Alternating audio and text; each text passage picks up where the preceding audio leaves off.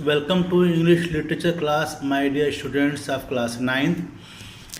Dear students, now I'm going to start the story Treasure Trove of Short Story. Treasure Trove, a collection of SSC poems and short stories in which you will study a short story. Chapter number 2. Here, you please open. Chapter number 2,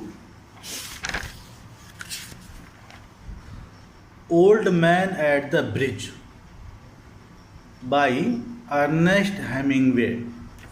Old Man at the Bridge by Ernest Hemingway. You please listen the story, outline and the summary of the chapter. After that, the chapter will be explained. Here, summary, you must know the summary, the concept must be clear to you. If there is any problem, you please ask me. I hope if you understand the summary and outlines, the text will be very easy for you. So, start the summary and listen it very carefully. Here, the old man at the bridge conversing with a soldier. Here is in the story there is an old man who is at the bridge conversing with a soldier. He is tired and exhausted, sitting at the bridge during the Spanish Civil War. He is sitting at the bridge during the Spanish Civil War. The narrator of the story asked the old man about his animals.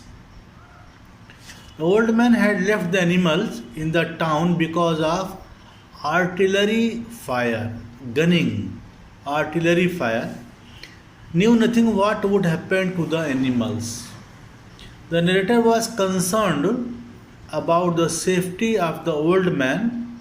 He asked him to catch a ride on a truck to Barcelona, a place. The old man thanked the narrator.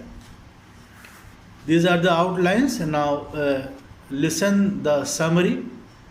The old man at the bridge, a story, is about a conversation between a soldier and an old man who had to leave his hometown during the Spanish Civil War.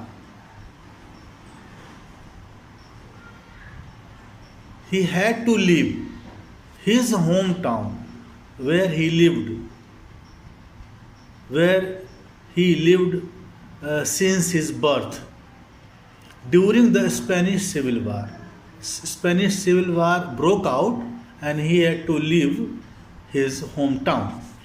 An old man with spectacles sat exhausted by the side of a road near a pontoon bridge that crossed a river.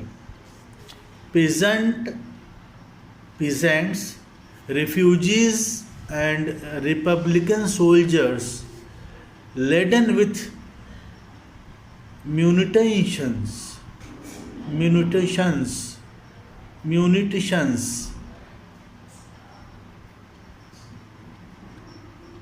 and supply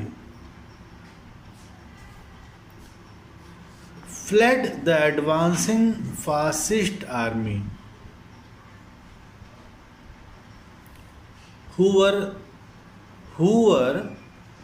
uh, who fled the advancing fascist army. You must know, peasants, refugees, and Republican soldiers laden with munitions and supplies fled the advancing fascist army. The narrator, who said that his mission was to cross the bridge and find out how far the enemy had advanced, did so. He saw the old man sitting beside the bridge when he crossed toward the enemy.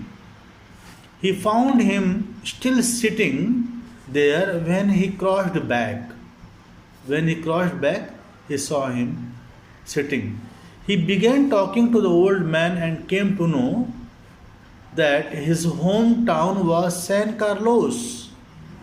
He was the last person to leave the town as he was anxious about his animals.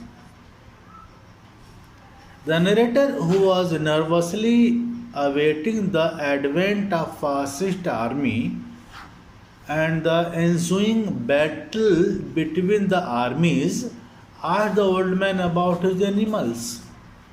The old man said that he had charge of 2 goats, a cat, and 4 pairs of pigeons. These were the animals the old man had. He said that a captain had told him to leave the town and the animals because of artillery fire. He also told the narrator that he had no family. He then expressed concern about what would happen to the animals. He said that the cat would be all right because cats could look after themselves, but he did not know what would happen to the other animals. The narrator, who was more concerned for the old man's safety than those of the animals, inquired what the old man's politics was.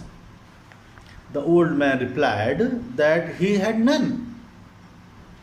He told the narrator that he was an old man of 76 years and had come 12 kilometers and was too tired to go further. The narrator told him to walk up the road and catch a ride on a truck to Barcelona. The old man thanked him but continued to express his concern over the fate of the animals he had left behind. The narrator reassured him, saying the animals would be fine. The narrator told him that the pigeons would fly away, but the old man continued to worry about the goats.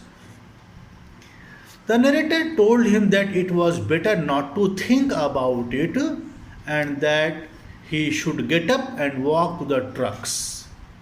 He thanked the narrator and go to his feet, swayed from side to side, and then sat down backwards in the dust. The narrator thought in the end that the old man's only luck was that cats could look after themselves and that the day overcast, so the fascists were not able to launch their planes. The narrator in the beginning did not want to know the old man's story, but later he heard it. He began to feel pity and said there was nothing to do about him. And what happened in the story in detail, I will tell you in my next video. Thank you so much, students.